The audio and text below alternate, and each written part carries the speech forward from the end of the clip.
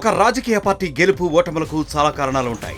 Party అధినేతల సమర్థత, విధానాలు, వ్యూహాలు, ఆలోచన ధోరణి వంటివన్నీ కూడా గెలుపోటములను నిర్ణయిస్తూ ఉంటాయి. ఇందుకు ఏపీలో జగన్, తెలంగాణలో కేసీఆర్ ఉదాహరణ. అయితే ఓటమిని ఒప్పుకోవడం, బాధ్యత తీసుకోవడం కూడా అధినేతలకు అవసరమే.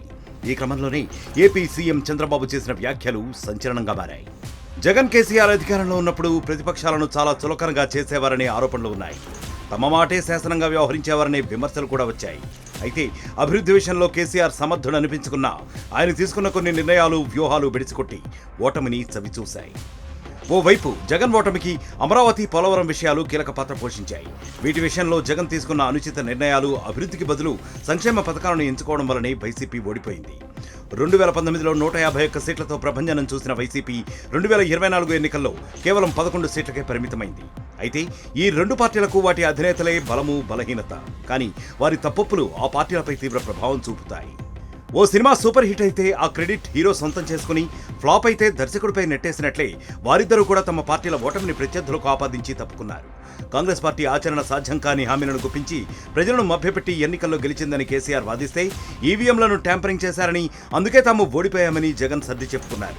కానీ ఏపీ సీఎం చంద్రబాబు మాత్రం 2004-2019 ఎన్నికల్లో టీడీపీకి ఓటమికి కారణం తానేనని, దానికి తనదే పూర్తి బాధ్యత అని ఒప్పుకున్నారు. ఒక్కోసారి ఓడిపోతున్నాం అంటే కారణం కూడా మనమే, నేనే. నన్ను ఎవ్వరూ ఓడించలా.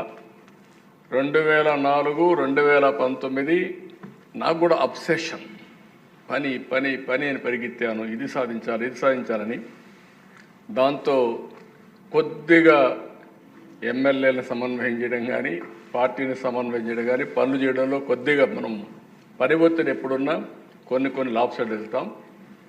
ప్రజల సమస్యలు తాత్కాలికంగా ఏమున్నాయో ఆ సమస్యలన్నీ పరిష్కారం చేస్తూనే, దీర్ఘకాలికంగా ఏం చేయబోతున్నా వాళ్ళకి చెప్పుతూనే, వాళ్ళను కూడా భాగస్వాములు చేయగలిగితే ఎప్పుడూ గెలుపు ఉంటుంది. ఇలా పార్టీ ఓటమిని అంగీకరించడం, ఓటమి కారణాలు తెలుసుకుని ఆత్మ విమర్శలు చేసుకోవడం, వాటిని సరిదిద్దుకోవడం, ఓటమికి పూర్తి బాధ్యత వహించడం చాలా హుందాగా ఉంటుంది. అప్పుడే ఆ పార్టీలు గెలిచినప్పుడు కూడా వారు ఆ గెలుపు క్రెడిట్ క్లెయిమ్ చేసుకోవడానికి నైతిక అర్హత పొందుతారు. ఇప్పుడు సీఎం చంద్రబాబు కూటమికి బాధ్యత తీసుకున్నారు కాబట్టి కూటమి గెలుపు క్రెడిట్ కూడా ఆయనకే దక్కుతుంది. మరిన్ని వీడియోస్ కోసం ఛానల్ ని సబ్స్క్రైబ్ చేయండి. లేటెస్ట్ అప్డేట్స్ కోసం వాట్సాప్ ఛానల్ ని ఫాలో అవ్వండి. అండ్ లింక్ డిస్క్రిప్షన్ లో ఉంది.